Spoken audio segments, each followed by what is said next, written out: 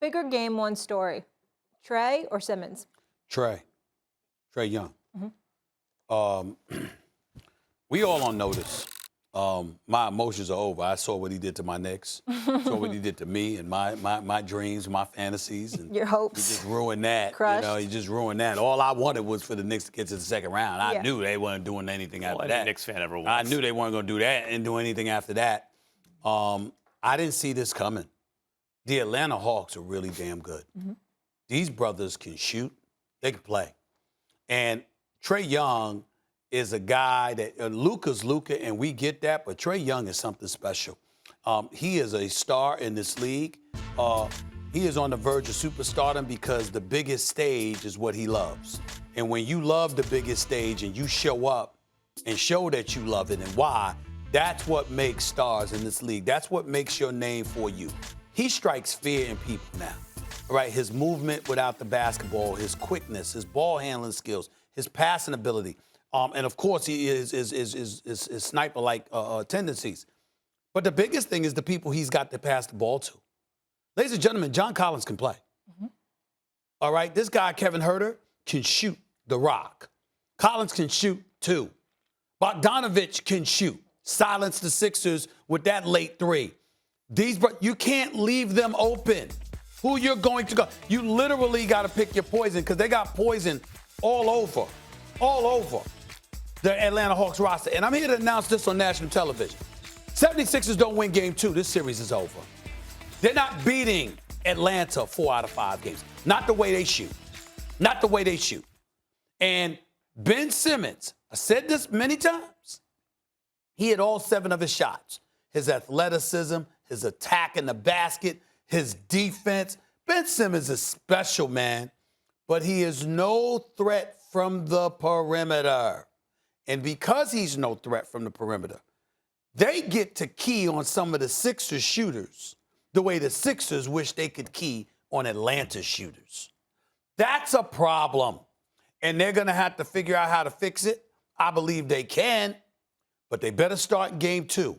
You ain't coming back from an 0-2 deficit against this Hawks team, in my estimation.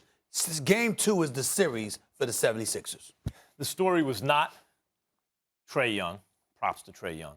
Because that Luka trade went from, like, lopsided to not so lopsided anymore. Whoever gets Luka still wins the deal, but Trae Young is making that trade like, oh, okay, we see you, Atlanta. Remember, they got a first-round pick with him, too. Yeah. The issue is not Ben Simmons either. It's not Trae Young or Ben Simmons. The real story to come out of game 1 is Doc Rivers. Doc Rivers is a story. You know, we were talking earlier about the Clippers. Do you have confidence in Kawhi and Paul George, Stephen A? Mm-hmm. And I said, yeah. And part of that is because of Ty Lue. Ty Lue, like, we should get something straight. Ty Lue, I think he's now 4-0 in game 7s as a coach. Mm-hmm. It's not just that he has the horses. It's that he can really coach. Doc Rivers is going to be a Hall of Fame coach. He's won a championship. I think he's a great coach. However, doesn't mean he's perfect. Everyone has these things in there. Same thing that makes him a great coach, some of the same things can hold him back. For example, loyalty or being, intractable and stubborn. He does this thing where, so let's take yesterday, for example. First, he puts Danny Green on Trae Young, right? You want to save Ben Simmons for later in the game. Danny Green can defend on ball, but not a dude like Trae Young. So they fall behind. Then he does this thing, which he's been doing all year, Doc Rivers, where he plays an exclusively bench unit at the end of the first and the beginning of the second. That's when they got killed. That's when they got buried. Trae Young, Danny Green on Trae Young, it gave him a little lead, and then the Hawks, and then Doc buried him with this bench unit. Can't do it, right? Like, you're supposed to tighten the rotation in the playoffs. They go 11 deep, and they have some guys who are not playable now, like Shake Milton, and a few other guys. You really shouldn't be playing these dudes. So what happened? They fell behind by so much because Doc stayed with the thing he'd done in the regular season, which you'd think he wouldn't do in the playoffs. And later in the game, he makes some adjustments. Ben Simmons on Trae Young. How'd he do, Stephen A? When you put Thibault and Simmons on Trae Young, suddenly it wasn't like the first half, that's for sure. Well, they trapped a lot. And the Sixers caught up. Now, here's the problem. Doc just wasted a performance by Embiid, which on a torn meniscus, you can't ask that dude to do every night. I don't think he's going to be able to do it. Mm-hmm. So to me, the story is Doc Rivers.